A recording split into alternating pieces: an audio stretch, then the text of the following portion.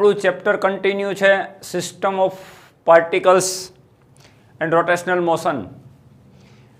મિત્રો, આ ચેપ્ટરની અંદર આપણે સેન્ટર ઓફ માસ, કણોના તંત્રનું દ્રવ્યમાન કેન્દ્ર પ્રીવિયસ લેક્ચરમાં ભણ્યા હતા. હવે આની અંદર સેન્ટર ઓફ માસ શું છે, કોઈ પણ વધારે કણોથી બનેલા તંત્રનું દ્રવ્યમાન કેન્દ્ર કોને કહેવાય, સેન્ટર ઓફ માસનો સિસ્ટમમાં ફાળો શું છે, સેન્ટર ઓફ માસ કેવી રીતે કઈ જગ્યા ઉપર કન્સિડર કરવામાં આવે એની ફોર્મ્યુલા શું છે, આ બધી જ વસ્તુ આપણે પ્રીવિયસ લેક્ચરમાં ભણી ગયા છે. જેની આગળનો લેક્ચર ના ભરેલો હોય કન્ટિન્યુ પેલા લેક્ચર ભરી લે, પછી જ આ લેક્ચરની અંદર એન્ટર થાય. દોસ્તો, સેન્ટર ઓફ માસ ની ગતિ વિશે આજે સમજવાનું છે. તો ઘણી વખત એવું થાય આપણને કે ભાઈ પદાર્થની ગતિ અને સેન્ટર ઓફ માસની ગતિમાં શું ફરક? તો દોસ્તો, ઘણો બધો ફરક છે. આપણે એવું વિચારીએ કે ભાઈ એક લોખંડનો ગોળો છે તો એનું સેન્ટર ઓફ માસ ક્યાં છે, તો કે એના ભૌમિતિક કેન્દ્ર ઉપર. જે આપણે ભણી ગયા કે નિયમિત આકારના જે પદાર્થો છે એનું સેન્ટર ઓફ માસ એના ભૌમિતિક કેન્દ્રો ઉપર હોય. દાખલા તરીકે કોઈ એક ત્રિકોણાકાર તકતી છે તો આ ત્રિકોણાકાર તકતીનું સેન્ટર ઓફ માસ ક્યાં હોય, તો કે આની જે મધ્યગાઓ એકબીજા ઉપર મધ્યગાઓ જે એકબીજાને છેદે ત્યાં એનું સેન્ટર ઓફ માસ CM હોય. વર્તુળાકાર તકતી હોય એક્ઝેક્ટ રાઉન્ડ તો આનું સેન્ટર ઓફ માસ ક્યાં હોય, તો કાંઈ વચ્ચે હોય. ખાલી રિંગ હોય તો એનું સેન્ટર ઓફ માસ ક્યાં હોય, તો અહીં વચ્ચે હોય. તો ત્યાં દ્રવ્ય હોવું જરૂરી નથી, પણ આખી રિંગનું દ્રવ્ય અહીંયા સેન્ટરમાં સકેન્દ્રિત થયેલું હોય એવી રીતે કન્સિડરેશન કરી શકો તમે, અને એને તો સેન્ટર ઓફ માસ કહેવાય. તો આ તમારા માટે સેન્ટર ઓફ માસ છે, આ તમારા માટે સેન્ટર ઓફ માસ છે તકતી માટે, આ છે રિંગ માટે.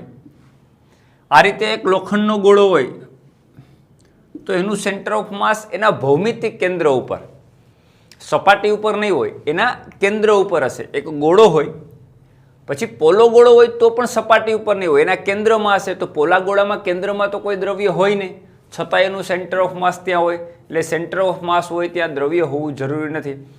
આ બધું જ કન્સિડરેશન આપણે કરી ગયા છે મિત્રો. છતાંય આપણને ક્વેશ્ચન થાય કે ભાઈ ગોળાની હારે તો દ્રવ્યમાન કેન્દ્ર છે, તો ગોળાની ગતિ અને દ્રવ્યમાન કેન્દ્રની ગતિમાં શું ફરક છે? તો મિત્રો, ખાસ એક ડિફરન્સ સમજવાનો છે કે દ્રવ્યમાન કેન્દ્રની ગતિ અને દ્રવ્યમાન કેન્દ્રની સાપેક્ષમાં કણોની ગતિ અથવા તો પદાર્થની ગતિ એ સમજવી બહુ જરૂરી છે. બે વચ્ચેનો ડિફરન્સ પાડવો બહુ જ જરૂરી છે. એટલે આજે જે આપણે ભણવાના છીએ મિત્રો એ છે દ્રવ્યમાન કેન્દ્રની ગતિનું ગતિશાસ્ત્ર.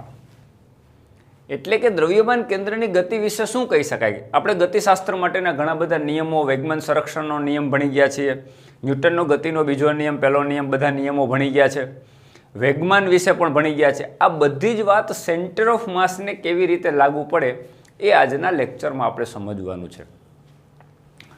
તો મિત્રો, ચાલો કન્ટિન્યુ કરીએ. આપણે એક દ્રવ્યમાન કેન્દ્રની ગતિને કેવી રીતે સમજી શકાય. કોઈ એક સિસ્ટમ તમે ધારી લ્યો કે n કણોની બનેલી સિસ્ટમ છે. હવે આ n કણો આ રીતે મુક્ત અવકાશની અંદર વિતરિત થયેલા છે, તો આપણને ખબર નથી કે એનું સેન્ટર ઓફ માસ ક્યાં છે. તો સેન્ટર ઓફ માસ મેળવવાની જે પદ્ધતિ છે એ આપણે ભણી ગયા છે પ્રીવિયસ લેક્ચરમાં. અને સેન્ટર ઓફ માસનું યામ અથવા તો સેન્ટર ઓફ માસનો સ્થાન સદિશ જો આપણે R ગણીએ તો RCM આવી રીતે આપણે બતાવતા હતા. XCM I cap plus YCM J cap plus ZCM K cap. યાદ છે બધાને? આ દ્રવ્યમાન કેન્દ્રનો X યામ, આ Y યામ અને આ Z યામ, તો એ જગ્યા ઉપર સેન્ટર ઓફ માસ ઉગમ બિંદુની સાપેક્ષમાં હશે. તો આને કેવી રીતે દર્શાવી શકાય? તો એ પણ ભણી ગયા આપણે કે દ્રવ્યમાન કેન્દ્રનો સ્થાન સદિશ બરાબર શું?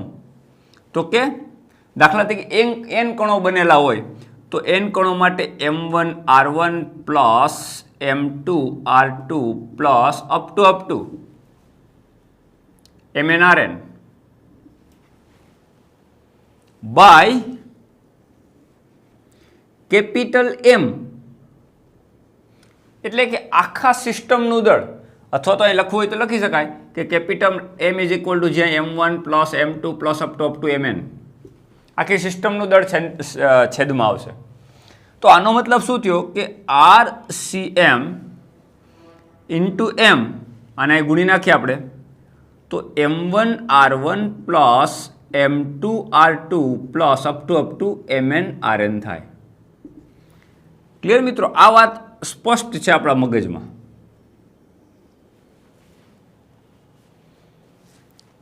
હવે આપણે દ્રવ્યમાન કેન્દ્રની ગતિમાં જવું છે. જેવી રીતે આપણે પદાર્થની ગતિમાં એન્ટર થવું હોય સ્થાનમાંથી, તો આપણે શું કરતા હતા યાદ કરો દોસ્તો? આપણે વિકલન કરતા હતા કે ધારો કે એક પદાર્થનું સ્થાન સમય સાથે બદલાય છે, તો એક્સનું તમે ટીની સાપેક્ષે વિકલન કરો તો જે તે પદાર્થનો આપણને વેગ મળતો હતો, રાઈટ? તો સેમ જો આ ઇક્વેશનનું તમે સમયની સાપેક્ષે વિકલન કરો તો તમે દ્રવ્યમાન કેન્દ્રની ગતિ તરફ જઈ શકો. ચલો આનું આપણે એક્સની સાપેક્ષે ટીની સાપેક્ષે સમય સાપેક્ષે વિકલન કરીએ તો આપણને શું પરિણામ મળી જોઈએ? પદાર્થનું દળ એમ આપણે કોન્સ્ટન્ટ લેશું દોસ્તો. દળ બદલાય એવું ધારવાનું નથી. દાખલા તરીકે કોઈ પદાર્થ છે, તમે એને ઘા કરો છો તો એક જગ્યાએથી બીજી જગ્યાએ જ્યારે મૂવ થાય તે દરમિયાન એનું દળ કોન્સ્ટન્ટ ધારીએ છીએ, એમ એમનેમ આવશે. કેપિટલ એમ આખી સિસ્ટમનું દળ છે, ખાસ ધ્યાન રાખો. આખા અહીંયા કેપિટલ એમ પદાર્થનું દળ નથી. કેપિટલ એમ છે એક કરતા એન કણો બનેલા, તો એને એન કણનું ટોટલ માસ છે. RCM આનું વિકલન કરો તો DRCM by DT is equal to M1 R1 એટલે dR1 by DT plus M2 dR2 by DT plus up to dRn by DT. આવું લખી શકાય. તો એમ dr બાય dt એટલે શું દોસ્તો? સ્થાન સદિશનું તમે સમયની સાપેક્ષે વિકલિત કરો તો તમને જે તે પદાર્થ માટે વેગ મળશે. તો અહીંયા જે તમારું RCM છે સેન્ટર ઓફ માસનું સ્થાન સદિશ છે, તો અહીંયા વેગ પણ સેન્ટર ઓફ માસનો મળશે. તો સેન્ટર ઓફ માસનો વેગ આપણે કહી દઈએ VCM. તો M1 dr બાય dt એટલે વેગ V1 પ્લસ M2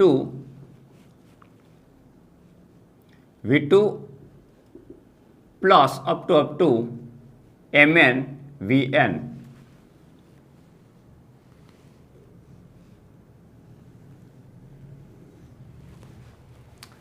મિત્રો બહુ સિમ્પલ સમજી શકાય એવી વાત છે કે એક કરતાં વધારે કણોનું તંત્ર બનેલું હોય તો આ બધી જ વાત પહેલા કણ માટે લાગુ પડે છે, આ બધી જ વાત બીજા નંબરના કણ માટે લાગુ પડે છે, અને એનમાં કણ માટે લાગુ પડે છે. અને આ જે છે એ આખી સિસ્ટમ માટે લાગુ પડે છે. એટલે કહેવાનો મતલબ શું છે કે જો એક કણનો વેગ V1 હોય અને એનું દળ M1 હોય તો M1 V1 plus M2 V2 plus Mn Vn, આ બધાનો તમે સરવાળો કરો તો અહીંયા જે તમને મળે છે સૂત્ર એ દોસ્તો આ P1 plus P2 plus up two Pn આ વેગમાન છે. તો આ કણનું વેગમાન, આ બીજા કણનું વેગમાન, આ ત્રીજા કણનું વેગમાન. તો આ સિસ્ટમનું કુલ વેગમાન કેટલું થાય? તો કે ખરેખર સિસ્ટમનું કુલ વેગમાન એટલે શું કહેવા માંગે છે કે આ સિસ્ટમનું કુલ દળને એના દ્રવ્યમાન કેન્દ્રના વેગ સાથે ગુણો ત્યારે તમને જે મળે એ ખરેખર કોનું વેગમાન છે? દ્રવ્યમાન કેન્દ્રનું વેગમાન છે. કોનું વેગમાન છે? દ્રવ્યમાન કેન્દ્રનું વેગમાન છે PCM. હવે આપણે બહુ મહત્વની વાત ઉપર જાય છે દોસ્તો, સમજજો. આ સેન્ટર ઓફ માસનો વેગ છે, આ આખી સિસ્ટમનું દળ છે. આ સેન્ટર ઓફ માસનું વેગમાન છે એટલે દ્રવ્યમાન કેન્દ્રનું વેગમાન છે. આનો સ્પષ્ટ અર્થ એવો થાય કે સેન્ટર ઓફ માસ જેમ પદાર્થ ગતિ કરતો હોય એમ સેન્ટર ઓફ માસ પણ સાથે ગતિ કરતો હોઈ શકે. હવે સમજો, બધા જ કેસ આપણે લઈ લેવાના છે. સેન્ટર ઓફ માસ ગતિ કરે, પદાર્થ ગતિ કરે તો સાથે સેન્ટર ઓફ માસ પણ ગતિ કરતું હોઈ શકે, સમટાઈમ ન પણ હોય. દરેક કેસ આપણે ચર્ચા કરશું. અત્યારે જે આપણે વાત કરીએ છીએ એ જુદા જુદા કણોના વેગ અને દળનો તમે ગુણાકાર કરો ને જે વેગમાન મળે એ વેગમાન તમારા સેન્ટર ઓફ માસનું વેગમાન હશે. એટલે અહીંયા જે ગતિની વાત આવે સેન્ટર ઓફ માસ અથવા તો દ્રવ્યમાન કેન્દ્રની ગતિની ચર્ચા થઈ ગઈ. તો આ થઈ ગયું તમારું દ્રવ્યમાન કેન્દ્રનું વેગ, અને એને કુલ દળ સાથે સિસ્ટમ બધે જ NaN કણનું દળ સાથે તમે ગુણશો એટલે એ તમને દ્રવ્યમાન કેન્દ્રનું વેગમાન આપશે. મિત્રો હવે આપણે સમજીએ અહીંયા કે આવા ચલો ને આમ પક્ષી બતાવીએ 1 2 3 4 ને 5 આવા 5 પક્ષી છે. આ દરેક પક્ષી છે એ પોતાની જગ્યા ઉપરથી મૂવ થાય તો આનો વેગ અલગ છે, આનો વેગ અલગ છે, આનો વેગ અલગ છે. આ પક્ષી આમ ભાગ્યું, આ પક્ષી આમ જાય છે, આ પક્ષી બંને એક સાથે જાય છે. ચલો એક કન્સિડરેશન કરીએ કે ભાઈ એનું સેન્ટર, આ ચારે પાંચે પાંચ પક્ષીનું સેન્ટર ઓફ માસ અત્યારે અહીંયા છે, આ પોઝિશનમાં છે. આ સમજવાનો પ્રયત્ન કરજો. પદાર્થની ગતિ અને સેન્ટર ઓફ માસની ગતિને સેપરેટ સમજવી પડશે. બહુ ઇમ્પોર્ટન્ટ છે દોસ્તો. 1 2 3 4 અને પાંચે પાંચ પક્ષી અત્યારે આ પોઝિશનમાં કોઈ સમયે છે ત્યારે એનું સેન્ટર ઓફ માસ CM, હું એ બતાવી દઉં, CM અહીંયા છે. હવે બે પક્ષી આમ જાય છે, બે પક્ષી આમ જાય છે, અથવા 3 પક્ષી આમ જાય છે, બે પક્ષી આમ જાય છે, પછી અમુક સમય બાદ એક પક્ષી આમ જાય ને એક પક્ષી આમ જાય. તો હવે એનું સેન્ટર ઓફ માસ અહીંયા રહેશે. તો આપણને સીધે સીધો એનો જવાબ મળે કે પહેલા પક્ષીનું દળ એનો વેગ એનો ગુણાકાર કરો, બીજા પક્ષીનો દળ એનો વેગ એનો ગુણાકાર કરો, ત્રીજા પક્ષીનો દળ અને વેગનો ગુણાકાર કરો, અને આ બધાનો તમે સદિશ સરવાળો કરો તો જે ફાઇનલ મળે એ તમને બધા જ પક્ષીનું દળ ગુણ્યા વેગનો જે ગુણાકારમાં વેગ છે 20 cm છે એ દ્રવ્યમાન કેન્દ્રનો વેગ છે. તો દ્રવ્યમાન કેન્દ્રનો વેગ એટલે એવું બને કે આ બધા પક્ષી છે ગતિ કરીને જુદી જુદી દિશામાં વહી ગયા તો એનું સેન્ટર ઓફ માસ પહેલાં અહીંયા હતું. હવે એવું બને કે એનું સેન્ટર ઓફ માસ ગતિ કરીને અહીંયા આવી ગયું હોય. હવે સમજો એ જરૂરી નથી કે સેન્ટર ઓફ માસ આમ સીધે સીધું ગયું હોય. પક્ષીઓ કેમ ગતિ કરે છે? ચલો પક્ષીઓ ગતિ કરીને સૂક્ષ્મ સમય બાદ એવી જગ્યા ઉપર લોકેશન ઉપર પહોંચ્યા કે એનું સેન્ટર ઓફ માસ અહીંયા આવ્યું. થોડા સૂક્ષ્મ સમય બાદ પક્ષીઓ ગતિ કરીને એવી રીતે મૂવ થયા કે એનું સેન્ટર ઓફ માસ અહીંયા આવ્યું. થોડા સમય બાદ પક્ષીઓ ગતિ કરીને એમ ગયા કે એનું સેન્ટર ઓફ માસ અહીંયા આવ્યું, અને પછી અહીંયા આવ્યું તો એનો સેન્ટર ઓફ માસનો માર્ગ આવો થઈ ગયો દોસ્તો. એટલે તમે અમુક સમય બાદ સેન્ટર ઓફ માસની પોઝિશન વિચારો તો એવું ન કહી શકાય કે પહેલા સેન્ટર ઓફ માસ અહીંયા હતું, હવે આવ્યું એટલે સીધે સીધું ગતિ કરીને આવ્યું. સેન્ટર ઓફ માસનો ગતિપથ પણ એના પક્ષીઓ જે છે અથવા તો કણો જે રીતે ગતિ કરે છે એને અનુસંધાન એનો વેગની દિશા કઈ છે, દરેક પક્ષીના વેગની દિશા કઈ છે એ પ્રમાણેનું સેન્ટર ઓફ માસ મૂવ થતું હોય અને એ ગતિપથ રચાતો હોય. ક્લિયર મિત્રો? તો આ થઈ ગયું. હવે સમજો, બહુ ઇમ્પોર્ટન્ટ વાત છે. દ્રવ્યમાન કેન્દ્રનું ગતિ કરવું એટલે કે એ જગ્યા ઉપર અગેન કહું છું કે પક્ષી હોવું જરૂરી નથી. એ એક એવું બિંદુ છે કે આખા પક્ષીના ઝુંડનું દ્રવ્યમાન ત્યાં કેન્દ્રિત થયેલું તમે સ્વકેન્દ્રિત થયેલું તમે વિચારી શકો. હવે પક્ષીઓ જે મૂવ થશે એમ એનું સેન્ટર ઓફ માસ મૂવ થશે. પક્ષીની દિશામાં નહીં, સમજો પક્ષીના વેગની દિશામાં નથી કહેતો, કારણ કે એક પક્ષી આમ જાય છે એક પક્ષી આમ જાય એટલે કોઈ એક પક્ષીના વેગની વાત નથી. દરેક પક્ષીના વેગ અને દળનો તમે ગુણાકાર કરો અને અહીંયા પક્ષીનું દળ મૂકો અને અહીંયા જે વેગ તમને જે મળે છે આ વેગ તમારા સેન્ટર ઓફ માસનો વેગ છે, અને ગુણાકાર કરીને બધો સરવાળો કરો તો આ જે વેગમાન મળે છે એ તમને કોનું વેગમાન મળે છે દોસ્તો? દ્રવ્યમાન કેન્દ્રનું વેગમાન મળે છે. તો દ્રવ્યમાન કેન્દ્રનું વેગમાન કેટલું છે, કઈ દિશામાં છે એ ડિપેન્ડ પોઝિશન, કણોની પોઝિશન કઈ દિશામાં કેવી રીતે મૂવ થાય છે એની ઉપર ડિપેન્ડ છે. રાઈટ?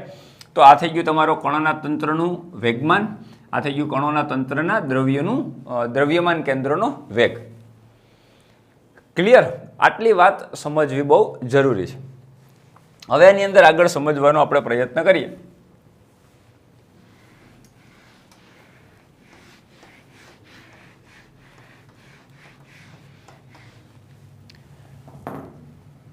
હવે દાખલા તરીકે સમજો, હવે દાખલા તરીકે આ જ વાત અગેન રિપીટ કરીએ mVcm is equal two m1v1 plus m2v2 plus up two mnvn. આપણી પાસે આ ઇક્વેશન હતું. હજી તમે પાછું આનું વિકલન કરો તો એમને આપણે કોન્સ્ટન્ટ ધારેલું છે, તો dVcm by dt is equal to m1 dv1 by dt plus m2 dv2 by dt plus up to dmn by dt. તો વીનું વેગનું સમયની સાપેક્ષે વિકલિત કરશો તો દોસ્તો સ્વાભાવિક છે આપણને ખબર છે પ્રવેગ જ મળવાનો છે. તો હું અહીં લખું m અને acm લખું એટલે આપણને ખબર પડે કે આ પ્રવેગ છે, પણ કોનો પ્રવેગ છે? સેન્ટર ઓફ માસનો પ્રવેગ છે. તો સ્વાભાવિક છે જો સેન્ટર ઓફ માસનો વેગ સતત બદલાતો હોય તો એનો પ્રવેગ પણ મળશે. તો આ પ્રવેગ છે સેન્ટર ઓફ માસનો પ્રવેગ છે is equal to m1 a1 plus m2 a2 plus up to mn an. તો ફાઇનલી ma એટલે બળ થશે, તો બળ F cm is equal two f1 plus f2 plus up two plus fn. મિત્રો યાદ આવે તમને ન્યૂટનનો ગતિનો બીજો નિયમ જેની ઉપરથી આપણે સૂત્ર બળનું સૂત્ર આપણે F is equal two ma મેળવ્યું તો આ જ છે, F is equal two ma. પણ અહીંયા જે આપણે MACM is equal to m1 plus m2 m1 a1 plus m2 a2 જે લખીએ તો આ તમારા માટે નેટ ફોર્સ છે. જો આના વિશે જાણવું બહુ જ જરૂરી છે, બહુ ઇમ્પોર્ટન્ટ વાતો આની અંદર છે. દાખલા તરીકે આ 4 કોણ છે, બહુ સમજજો દોસ્તો. આવા 4 કોણ છે, આવા 1 2 3 4 કોણ છે. તો હવે હું એવું વિચારું, જો આપણી ભૂલ ક્યાં થાય છે, હવે જો હું એવું વિચારું કે આ બળ એટલે શું, તો કે આ 1 નંબરનો કોણ છે તો 1 નંબર ઉપર લાગતું બળ, આ 2 નંબરનો કોણ, આ 3 નંબરનો કોણ અને આ 4 નંબરનો કોણ. બરાબર, 4 ના નંબર આપી દીધા છે, એમાં ક્રમશઃ છે. ધારો કે ચલો આ બીજો એક છેલ્લો કોણ બતાવીએ આપણે n નંબરનો કોણ. તો જો હું આવું વિચારું કે F1 એ 1 નંબરના કણ ઉપર લાગતું બળ છે અને એક જ છે, એની ઉપર એક જ બળ લાગે, કયું? તો કે F1. તો મિત્રો આ આપણું અર્થઘટન એકદમ ખોટું છે. એ શું છે તો કે આ કણ ઉપર દાખલા તરીકે 5 બળ લાગતા હોય, એક જ કણ ઉપર 5 બળ લાગતા હોય તો એ 5 બળનો સદિશ સરવાળો થઈ અને F1 થાય છે. જો ક્યારેય તમે આ રીતે ભણો છો તો બહુ ભૂલ કરો છો કે એક કણ ઉપર F1 બળ લાગે, એક કણ ઉપર F2 બળ લાગે, એક કણ ઉપર F3, એટલે 3 જ બળ લાગે છે, 3 કણ હોય તો, અને 3 એનો સદિશ સરવાળો છે. હા, સદિશ સરવાળો તમે બોલો છો, પણ તમે એવું વિચારો કે F1 એટલે 1 નંબરના કણ ઉપર એક જ બળ લાગે છે, તો આ એકદમ ખોટું છે. મિત્રો 1 નંબરના કણ ઉપર 1 કરતાં વધારે બળ લાગી શકતા હોય અને એ બધાનો તમે સદિશ સરવાળો કરો F1. એ જ રીતે બીજા કણ માટે, બીજા કણ ઉપર દાખલા તરીકે 4 બળ લાગતા હોય, સમજો, તો 4 બળનો સરવાળો F2. આ નેટ ફોર્સ છે અને આની અંદર આ નેટ ફોર્સની અંદર માત્ર ને માત્ર બાહ્ય બળ ધ્યાનમાં લેવામાં આવે છે, આંતરિક બળને ધ્યાનમાં લેવામાં આવતું નથી. શું કામ? આ તો આની પહેલાં પણ આપણે ભણી ગયા છીએ દોસ્તો કે એક કણ બીજા કણ ઉપર જેટલું બળ લગાડે, બીજો કણ પહેલા ઉપર એટલું જ બળ લગાડતો હોય, વિરુદ્ધ દિશાનું સમાન મૂલ્યનું બળ હોય, એટલે આંતરિક બળોનું નેટ ફોર્સ 0 થઈ જાય. એટલે સિસ્ટમનું આંતરિક બળને આપણે ધ્યાનમાં લેતા નથી. સેમ અહીંયા વાત આવે, અહીંયા માત્ર ને માત્ર બાહ્ય બળોની ચર્ચા કરશું. આંતરિક બળો એટલે દ્રવ્યમાન કેન્દ્રની ગતિમાં આંતરિક બળનો કોઈ ફાળો નથી. માત્ર ને માત્ર કયા બળોને કન્સિડર કરવાના છે? બાહ્ય બળને જ કરવાના છે. એટલે આ તમારા માટે બાહ્ય બળ જ છે. એ બાહ્ય બળ એટલે એક કણ ઉપર દાખલા તરીકે 5 બળ લાગતા હોય, 5 બાહ્ય બળનો સદિશ સરવાળો F1. પછી 2 નંબરના કણ ઉપર, 3 નંબરના કણ ઉપર આ જ રીતે બધાનો સદિશ સરવાળો કરો, એ તમારું આ નેટ ફોર્સ. તો આ તમને જે FCM મળે છે એ શું છે? આખી સિસ્ટમના દ્રવ્યમાન કેન્દ્ર ઉપર કેટલું બળ લાગે ને એ FCM છે. આનો મતલબ પદાર્થ ઉપર જ્યારે બળ લાગતું હોય, કણો ઉપર જ્યારે બળ લાગતું હોય ત્યારે સ્વાભાવિક છે કે સિસ્ટમના દ્રવ્યમાન કેન્દ્ર ઉપર એ ફોર્સ લાગતું હોય, અને સિસ્ટમના દ્રવ્યમાન કેન્દ્ર ઉપર ફોર્સ લાગતું હોય એટલે સિસ્ટમમાં પ્રવેગ પણ ઉત્પન્ન થાય. અને સિસ્ટમમાં પ્રવેગ ઉત્પન્ન થાય તો સિસ્ટમનો વેગ પણ સમય સાથે બદલાતો હોય. એટલે દ્રવ્યમાન કેન્દ્રનો વેગ પણ બદલાતો હોય એટલે દ્રવ્યમાન કેન્દ્રમાં પ્રવેગ જનરેટ થાય, અને દ્રવ્યમાન કેન્દ્રમાં પ્રવેગ જનરેટ થવાનું કારણ દ્રવ્યમાન કેન્દ્ર ઉપર કાંઈક ફોર્સ લાગતું હોય. મિત્રો, આ વસ્તુ સમજવાની છે. હજી આપણે વિસ્તૃત ડિસ્કસ કરવાના છીએ. હજી પણ અમુક પ્રકારની જો આપણે મનમાં ભૂલો કરતા હોય તો એની પણ આપણે ચર્ચા કરવાના છીએ. પણ આટલી વાત તમારા મગજમાં ક્લિયર હોવી જોઈએ. દ્રવ્યમાન કેન્દ્રનો દોસ્તો કોન્સેપ્ટ બધાને સમજાઈ ગયો હશે કે એક કરતાં વધારે કણો, અહીંયા મેં પક્ષીના ઝુંડનું ઉદાહરણ આપ્યું કે પક્ષી જે રીતે મૂવ થાય છે તો એને અનુરૂપ દ્રવ્યમાન કેન્દ્રનો વેગ મળતો હોય, અને દ્રવ્યમાન કેન્દ્ર ગતિ કરે છે તો એને અનુરૂપ એનું વેગમાન પણ મળતું હશે. એક પોર્શન આપણે આ લીધો, પછી ફરીથી આ સમીકરણનું આપણે વિકલન કરવા ગયા તો આપણને વેગમાનના સમીકરણનું વિકલન કરીએ એટલે આપણને બળ તરફ લઈ જાય છે, અને બળ જે મળે છે એ બળની પણ આપણે ચર્ચા કરી કે અહીંયા બળ જે છે બાહ્ય બળોને ધ્યાનમાં લેવાના છે.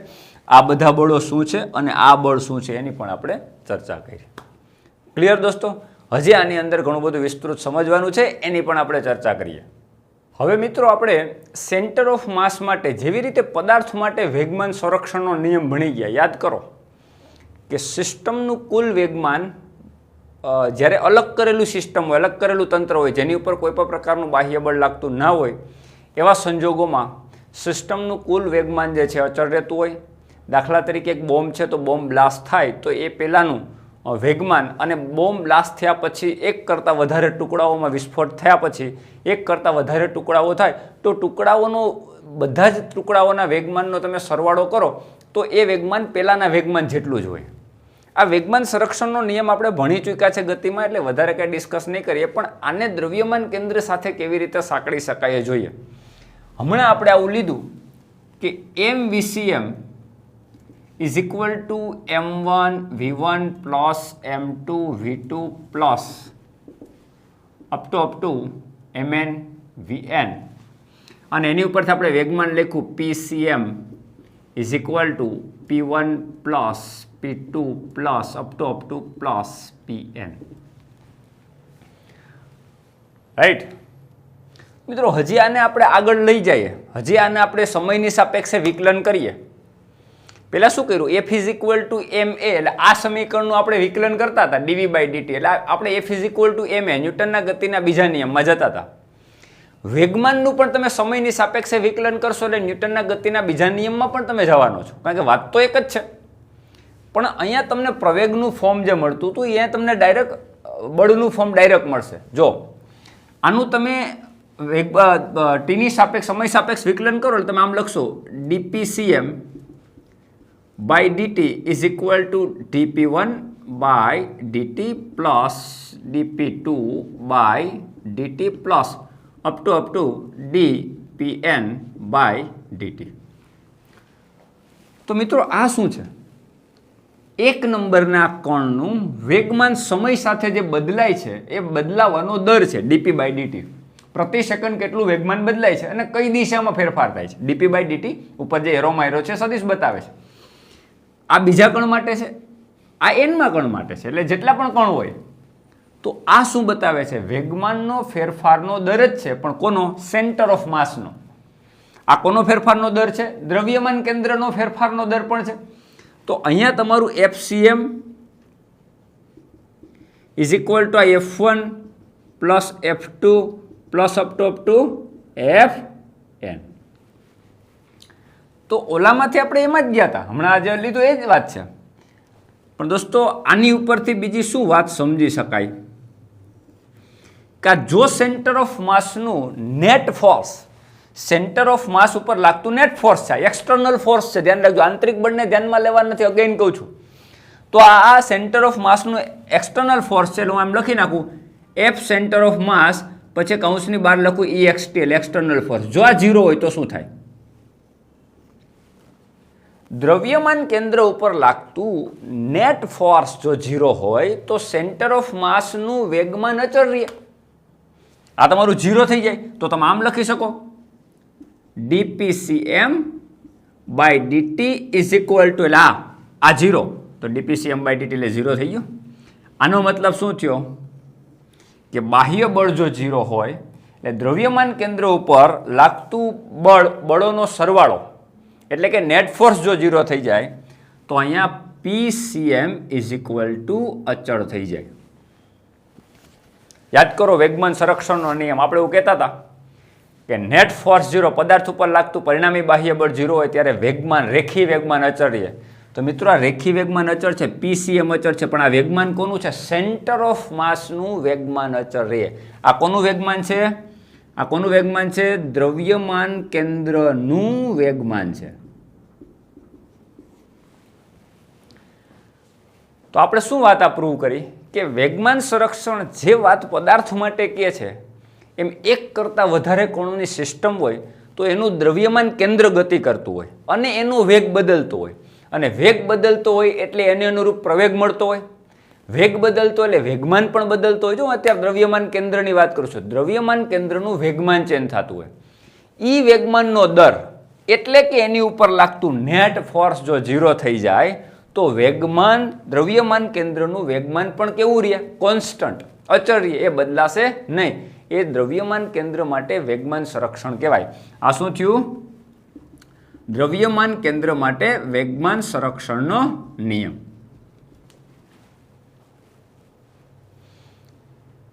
ક્લિયર? હવે એનો આપણે ઉપયોગ કરવાનો છે. હવે આપણે વાત સમજવાની છે કે આ શું કહેવા માંગે છે. બહુ ઇમ્પોર્ટન્ટ વાત છે દોસ્તો. ગોખણપટ્ટી રટણ કરવાનું નથી કે પદાર્થ ઉપર લાગતું નેટ ફોર્સ 0 હોય તો વેગમાન અચળ રહે. અહીંયા શું આવે તો કે દ્રવ્યમાન કેન્દ્ર ઉપર લાગતું નેટ ફોર્સ 0 હોય તો દ્રવ્યમાન કેન્દ્રનું વેગમાન અચળ રહે. મિત્રો આ સંપૂર્ણ ગોખણપટ્ટી છે, આ ક્યાંય કામ નહીં આવે. આને સમજો કે આ શું કહેવા માંગે છે. સેન્ટર ઓફ માસ ઉપર જે બળ લાગે છે, બધા જ બળોનો તમે સદિશ સરવાળો કરો છો, નેટ ફોર્સ જો 0 થઈ જતું હોય તો દ્રવ્યમાન કેન્દ્રનું વેગમાન અચળ રહેવાનો મતલબ શું એ સમજવાનો પ્રયત્ન કરીએ આપણે. નિયમ તો આપણને આવડી ગયો છે દોસ્તો. હવે આનો કેવી રીતે ઉપયોગ કરીએ આપણે સમજીએ. જો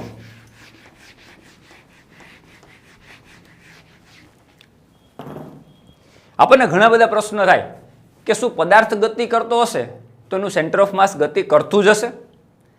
શું પદાર્થ સ્થિર હશે તો એનું સેન્ટર ઓફ માસ સ્થિર જ હશે? અથવા તો બંને ગતિમાં હશે, એટલે પદાર્થ ગતિમાં હોય, પદાર્થના દરેક કણો ગતિમાં હોય, અથવા તો 5 કણમાંથી 2 કણ ગતિમાં હોય ને 3 કણ સ્થિર હોય, તો શું દ્રવ્યમાન કેન્દ્ર એનું સ્થિર રહી શકે? મિત્રો આ બધા જ પ્રશ્નોનો જવાબ તમને મળવાનો છે. શાંતિથી 1 પણ મિનિટ ફોરવર્ડ કર્યા વગર કે મિસ કર્યા વગર દરેક વસ્તુ સમજવાની પ્રયત્ન કરજો. બહુ ઇમ્પોર્ટન્ટ વાત ઉપર આપણે જઈ રહ્યા છીએ. દાખલા તરીકે અહીંયા કોઈ ન્યુક્લિયસ છે અથવા તો કોઈ બોમ્બ છે અને એનો આકાર એક્ઝેક્ટ આપણે ગોળ ધારી લઈએ તો આ ગોળ બોમ્બનું સેન્ટર ઓફ માસ ક્યાં હોય? એના ગોળાકારના ભૌમિતિક કેન્દ્ર ઉપર. એટલે એનું સેન્ટર ઓફ માસ અહીંયા છે. આ એનું સેન્ટર ઓફ માસ છે, દ્રવ્યમાન કેન્દ્ર છે. હવે આ બોમ્બના 2 ટુકડા થયા. આ દાખલા તરીકે આ બોમ્બ છે, એક્ઝેક્ટલી આપણે વિચાર લઈએ કે ધારો કે આ 10 kgનો બોમ્બ છે, રાઈટ? હવે આનો બ્લાસ્ટ થયો તો એના 2 ટુકડા થયા. કેટલા ટુકડા થયા? 2 ટુકડા. અને આપણે ભણી જ ગયા છીએ કે જ્યારે એના 2 ટુકડા થાય ત્યારે વેગમાન તો જ અચળ રહે કે જ્યારે બંને ટુકડા એકબીજાની વિરુદ્ધ દિશામાં જાય. તો દાખલા તરીકે આ ટુકડો આમ ગતિ કરે છે ધારો કે, અને એ અહીંયા પહોંચે છે. આ ટુકડો છે ધારો કે 4 kgનો છે અને આ ટુકડો આ દિશામાં ગતિ કરે છે. ધારો કે આ ટુકડો જે છે એ 6 kgનો છે, કારણ કે ટોટલ 10 kg છે એટલે 4 kg અને 6 kgમાં ડિવાઈડ થઈ ગયું. અથવા એક ન્યુક્લિયસ છે, મોટો જે ન્યુક્લિયસ છે, ભારે ન્યુક્લિયસ છે, 2 હલકા ન્યુક્લિયસમાં વિખંડન થયું એનું. તમે વિખંડન પ્રક્રિયા ભણી ગયા છો, 10મામાં થોડું ઘણું ભણ્યા છો, 12થની અંદર વધારે ભણવામાં આવશે કે એક ન્યુક્લિયસ છે, ભારે ન્યુક્લિયસ, તો એમાંથી વિખંડન થઈને 2 હલકા ન્યુક્લિયસમાં રૂપાંતર થયું. તો આ બંને હલકા ન્યુક્લિયસ છે, આ 4 kgનો છે અને આ 6 kgનો છે. ધારો કે કોઈ એક, અત્યારે તો બોમ્બની વાત થશે, તો આ બોમ્બ જે છે 2 ભાગમાં વિભાજિત. તો આ ટુકડો આમ ગતિ કરે તો એનો મતલબ આ ટુકડો એક્ઝેક્ટ ગોળ હોય તો એનું સેન્ટર ઓફ માસ અહીંયા છે, આ ટુકડાનું સેન્ટર ઓફ માસ અહીંયા છે, રાઈટ?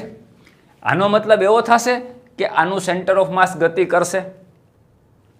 સમજો, આ બે ટુકડા ગતિમાં છે તો આપણે એમ કહી શકશું કે આનું સેન્ટર ઓફ માસ ગતિ કરશે? નહીં મિત્રો. શરૂઆતમાં બોમ્બ સ્થિર હતો એટલે એનું સેન્ટર ઓફ માસ સ્થિર હતું. રાઈટ? શરૂઆતમાં એનું સેન્ટર ઓફ માસ સ્થિર હતું. હવે બે ટુકડામાં વિભાજન થયું તો આ ટુકડાનું દ્રવ્યમાન કેન્દ્ર ક્યાંક અહીંયા હશે. આ ટુકડાનું દળ છે એટલે એનું દ્રવ્યમાન કેન્દ્ર એ ટુકડાનું પોતાનું દ્રવ્યમાન કેન્દ્ર તો હશે ને કંઈક. તો આ ટુકડાનું પોતાનું દ્રવ્યમાન કેન્દ્ર ધારો કે આ છે, પણ આ દ્રવ્યમાન કેન્દ્રો વાળા બંને પદાર્થો એવી રીતે ગતિ કરશે મિત્રો કે એનું સેન્ટર ઓફ માસ સ્થિર જ રહેશે, એ ગતિ નહીં કરે. આ થયો વેગમાન સંરક્ષણનો નિયમ. શું કામ? કારણ કે સિસ્ટમનું પ્રારંભિક વેગમાન p is equal two PCM is equal two 0 હતું બોમ્બ બ્લાસ્ટ થયા પહેલા. તો હવે બે ટુકડામાં વિભાજન થાય તો આ ટુકડાનું દ્રવ્યમાન કેન્દ્ર ભલે ગતિ કરે, આ ટુકડાનું દ્રવ્યમાન કેન્દ્ર ભલે ગતિ કરે, પણ આ બંને કણથી બનતી સિસ્ટમનું સેન્ટર ઓફ માસ ત્યાં ને ત્યાં રહેશે, એ મૂવ નહીં કરે, અને PCM ઇઝ ઇક્વલ ટુ શું થશે? 0 થશે. પ્રારંભિક 0 છે તો અંતિમે 0 જ રહેશે. તો એ ગતિમાં નહીં હોય. આ વાત સમજાઈ ગઈ? હવે બીજું એક ઉદાહરણ આપો. દાખલા તરીકે આપણી પાસે આ XY સમતલ છે અને બોમ્બને આપણે ઘા કરીએ છીએ. એક બોમ્બને ઘા કરીએ છીએ. આ બોમ્બ છે એ ગતિનો ગતિપથ છે, આ બોમ્બનો ગતિપથ છે. આ ગતિપથ છે આપણને ખબર છે પરવલય છે.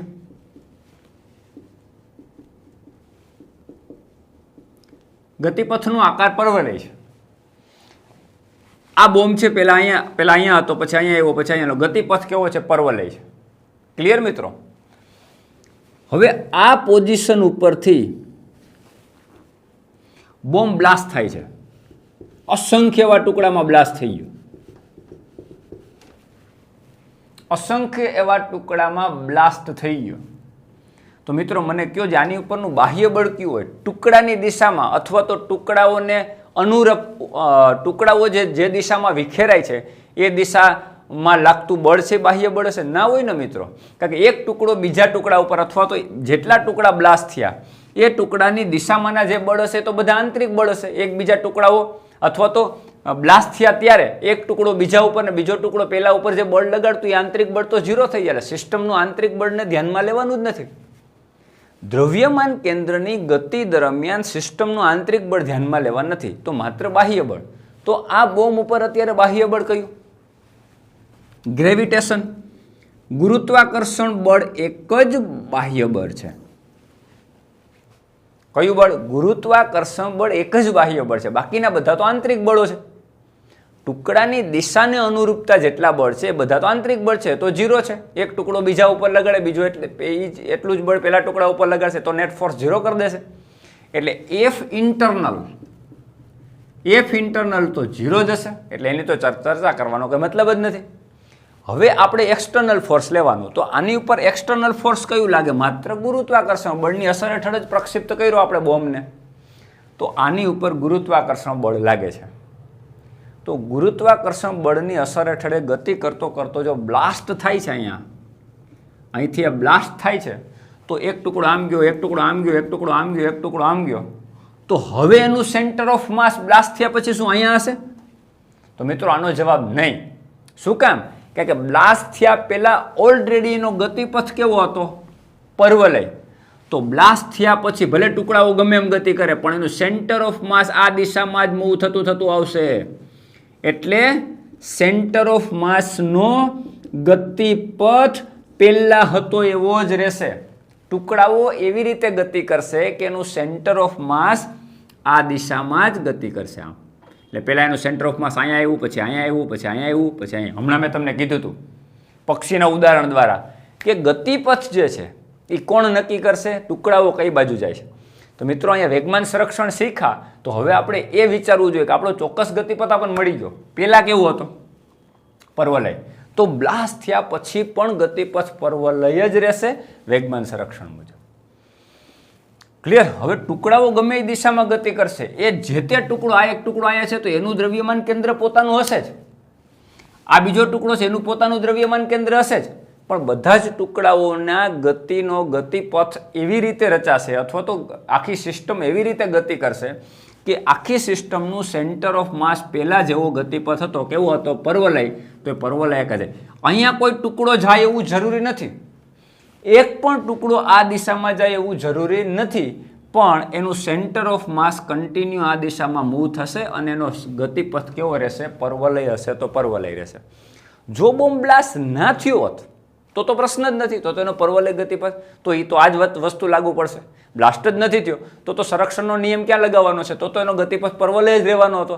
પણ બ્લાસ્ટ થયા પછી જો આપણને એવો પ્રશ્ન થાય કે શું દ્રવ્યમાન કેન્દ્રની ગતિ થશે, તો આનો જવાબ હા આવે અને એ પર્વલય આકારનો ગતિપથ હશે. તો મિત્રો આપણો ક્વેશ્ચન શું હતો? મૂળ જે વાત હતી શું હતી કે શું પદાર્થ ગતિ કરે તો એનું સેન્ટર ઓફ માસ ગતિ કરે ને નહીં કરે? જો અહીંયા જો આ બંને પદાર્થ ગતિ કરે, જો આ પદાર્થ જે બ્લાસ્ટ થયો તો આ બંને પદાર્થ ગતિ કરે છે ને, છતાં એનું સેન્ટર ઓફ માસ સ્થિર જ રહ્યું ને, કારણ કે પહેલા સ્થિર હતું, પહેલા એનું વેગમાન 0 હતું. હવે આમાં જવાબ આપો તો આમાં બધા ટુકડાઓ ગતિ કરે, તો કે હા ગતિ કરે, તો એનું સેન્ટર ઓફ માસ ગતિ કરે, હા ગતિ કરે છે, અહીંયા એનું ગતિપથ. આ વાત સમજાઈ ગઈ હશે દોસ્તો. હજી એક બેસ્ટ ઉદાહરણ આપું તો હજી તમને એકદમ પરફેક્ટ ક્લિયર થાય કે ખરેખર આ વાત એકદમ બરોબર છે. સેન્ટર ઓફ માસની ગતિ અને સેન્ટર ઓફ માસની સાપેક્ષે પદાર્થની ગતિ આ સેપરેટ કરવું બહુ જરૂરી છે. એના માટે એક મહત્વની વાત તમને સમજાવું. આપણે બે તારાઓની ગતિ સર્પિલ આકારે એનો ગતિપથ છે એ આપણે અહીંયા તમને બતાવું. ધારો કે બે તારાઓ છે એની સર્પિલ આકારની ગતિ આ રીતે છે. ધારો કે આ S1 તારો છે એ આ રીતે મૂવ થાય છે. હવે એની સાપેક્ષમાં બીજો એક સ્ટાર છે એ પણ ગતિ કરે, સર્પિલ આકારે છે, સમજો. અને એની ગતિ આવી કંઈક છે.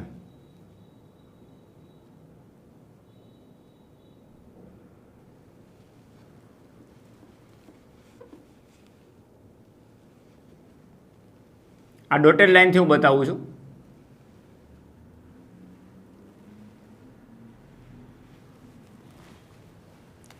તો મિત્રો ડોટેડ લાઈન છે એ તમારો S2 સ્ટાર છે ને સળંગ લાઈન છે S1 સ્ટાર છે, રાઈટ?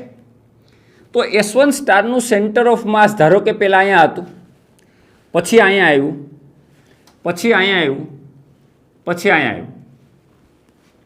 સેમ વસ્તુ S2 સ્ટાર છે, એનું સેન્ટર ઓફ માસ અહીંયા આવ્યું, પછી અહીંયા આવ્યું, પછી અહીંયા આવ્યું. વાસ્તવમાં શું છે કે આ બંને જે સ્ટાર છે એના દ્રવ્યમાન કેન્દ્રો ઓલરેડી ગતિ કરે છે. તો આ બંને સ્ટાર, દાખલા તરીકે આ સ્ટાર અહીંયા આવ્યો અને આ સ્ટાર આ પોઝિશનમાં છે, ત્યારે એનું સેન્ટર ઓફ માસ ધારો કે અહીંયા ક્યાંક છે, ઇન બિટવીન બંનેની વચ્ચે. પછી આ સ્ટાર અહીંયા આવ્યો અને અહીંયા આવ્યો, ત્યારે એનું સેન્ટર ઓફ માસ, એટલે એક પોઝિશન એવું બતાવ્યું. ચલો ને એક એવી પોઝિશન લઈ લે. ચલો આ સ્ટારની પોઝિશન જ્યારે અહીંયા છે સૌથી ઉપરની, અને આ સ્ટારની પોઝિશન સૌથી અહીં નીચેની છે. આ બંને સિસ્ટમનું દ્રવ્યમાન કેન્દ્ર ચલો અહીંયા છે. તો હવે જ્યારે આ સ્ટાર અહીંયા પહોંચશે અને આ સ્ટાર જ્યારે અહીંયા પહોંચશે, ત્યારે આ બંનેને કારણે દ્રવ્યમાન કેન્દ્ર અહીંયા હશે ને. તો આ એનું સેન્ટર ઓફ માસ છે, આ એનું સેન્ટર ઓફ માસ છે. જ્યારે આ સ્ટાર અહીંયા આવશે મૂવ થઈને અને આ સ્ટાર મૂવ થઈને અહીંયા આવશે, ત્યારે એનું સેન્ટર ઓફ માસ અહીંયા આવશે, એટલે સેન્ટર ઓફ માસ અહીંયા. તો તમે જો centre of mass, centre of mass, centre of માસ આ રીતે ગતિ કરે છે આ દિશામાં. તો સેન્ટર ઓફ માસની ગતિ છે એ નિયમિત ગતિ છે, સુરેખ ગતિ છે, જેનો ગતિપથ ક્યાંય બદલાતો નથી. સમજાય છે દોસ્તો? તો આ નિયમિત ગતિ જે છે એ જાળવી રાખશે. કઈ ગતિ? આ નિયમિત ગતિ જાળવી રાખશે, એનો સુરેખ ગતિપથ જાળવી રાખશે. તો સમજો આ બંને સ્ટાર નો ગતિપથ એવો છે કે આ બંને સ્ટારને કારણે મળતું દ્રવ્યમાન કેન્દ્રની ગતિ નિયમિત છે, તો એ નિયમિત ગતિ જાળવી રાખશે. જો એની ઉપર બીજું કોઈ પ્રકારનું બાહ્ય બળ લાગતું નહીં હોય તો, રાઈટ? તો એનું વેગમાન અચળ રહેશે, એટલે પ્રારંભમાં જે ગતિ હતી એ જ રહેશે. હવે સમજો, હવે આ બંને ગતિ કરતા હોય પણ આ બંને સ્ટાર આ રીતે ગતિ કરતા હોય. ચલો આ S1 સ્ટાર છે, આ S2 સ્ટાર છે, અને આ બંને સ્ટાર આ રીતે ગોળ ગોળ ફરતા હોય. આ S1, આ S2. જ્યારે S1 આમ જતો હોય ત્યારે આ S2 આમ જતો હોય. આ જ્યારે અહીંયા આવે ત્યારે આ નીચે હોય ત્યારે આ ઉપર તરફ આમ જતો હોય. તો મિત્રો આનું સેન્ટર ઓફ માસ અહીંયા હશે ને, આ સેન્ટર ઓફ માસ. તો આ કેસમાં આમાં S1 અને S2 બંને ગતિ કરે છે, પણ આ કેસમાં S1 અને S2 એવી રીતે ગતિ કરે છે કે એનું સેન્ટર ઓફ માસ કેવું છે? સ્થિર. કેવું છે? સ્થિર. તો આ કેસમાં બંને પદાર્થો અથવા તો બે સ્ટાર ગતિ કરતા હોવા છતાંય એનું સેન્ટર ઓફ માસ સ્થિર છે. અને આની અંદર બંને સ્ટાર એવી રીતે ગતિ કરે છે કે એનું સેન્ટર ઓફ માસ છે નિયમિત ગતિ સાથે ગતિ કરતું રહે. તો આ એની ગતિ જાળવી રાખશે જ્યાં સુધી એની ઉપર બીજું કોઈ એક્સટર્નલ ફોર્સ નહીં લાગે ત્યાં સુધી. એમ સેન્ટર ઓફ માસની ગતિમાં એ સમજવાનું જ છે દોસ્તો કે આ જે છે ને એ સેન્ટર ઓફ માસની ગતિ છે. આ શું છે? તો કે સેન્ટર ઓફ માસની સાપેક્ષે પદાર્થની ગતિ છે. એટલે આ સેપરેશન પાડવું જરૂરી છે. આ બંને પદાર્થો ગતિ એવી રીતે કરે છે કે અહીંયા સેન્ટર ઓફ માસ પણ નિયમિત ગતિ કરે છે. આ સમજો, રાઈટ? આ કોની ગતિ છે? સેન્ટર ઓફ માસની નિયમિત ગતિ છે. ક્લિયર? આ સેન્ટર ઓફ માસની ગતિ છે. હવે સમજો, આ દ્રવ્યમાન કેન્દ્રની સાપેક્ષમાં પદાર્થની ગતિ છે. દ્રવ્યમાન કેન્દ્ર કેવું છે? સ્થિર. એટલે દ્રવ્યમાન કેન્દ્ર સ્થિર છે અને એની સાપેક્ષમાં બંને પદાર્થો ગતિ કરે છે. એટલે દ્રવ્યમાન કેન્દ્રની ગતિ અને દ્રવ્યમાન કેન્દ્રની સાપેક્ષમાં બંને પદાર્થની ગતિ આ સેપરેટ કરવું જરૂરી છે, નહીતર આપણે બહુ ભૂલ કરીએ છીએ. ક્લિયર મિત્રો? તો આ બધી જ વસ્તુ મેં તમને સેન્ટર ઓફ માસનો માટે વેગમાન સંરક્ષણ, સેન્ટર ઓફ માસ માટે મેં દ્રવ્યમાન કેન્દ્ર માટે ન્યૂટનનો ગતિનો બીજો નિયમ, અને દ્રવ્યમાન કેન્દ્રની ગતિ અને એનો વેગ, અને દ્રવ્યમાન કેન્દ્રનો વેગ બદલાય તો દ્રવ્યમાન કેન્દ્રનો પ્રવેગ, આ બધી જ શું વાત છે એ મેં તમને આજના લેક્ચરમાં સમજાવ્યું. તો દોસ્તો આજે આપણે શું ભણ્યા? દ્રવ્યમાન કેન્દ્રની ગતિ, એના માટે ન્યૂટનનો ગતિનો બીજો નિયમ, એના માટે વેગમાન સંરક્ષણનો નિયમ, અને બહુ મહત્વના ઉદાહરણો દ્વારા આપણે એ સમજ્યા કે દ્રવ્યમાન કેન્દ્રની ગતિ શું છે અને દ્રવ્યમાન કેન્દ્રની ગતિની સાપેક્ષમાં પદાર્થની ગતિ શું છે. તો દરેક કેસમાં દ્રવ્યમાન કેન્દ્ર ગતિ કરતા હોય એવું જરૂરી નથી, અને દરેક કેસમાં એવું પણ ના હોય કે દ્રવ્યમાન કેન્દ્ર પદાર્થ ગતિ કરતો હોય તો દ્રવ્યમાન કેન્દ્ર સ્થિર પણ હોઈ શકે અને દ્રવ્યમાન કેન્દ્ર ગતિ પણ કરતો હોઈ શકે. ડિપેન્ડ પદાર્થ કેવી રીતે ગતિ કરે છે. ક્લિયર મિત્રો? તો આજના લેક્ચરમાં અહીંયા સુધી રાખશું. નેક્સ્ટ લેક્ચરમાં કન્ટિન્યુ કરશું. Have a good day.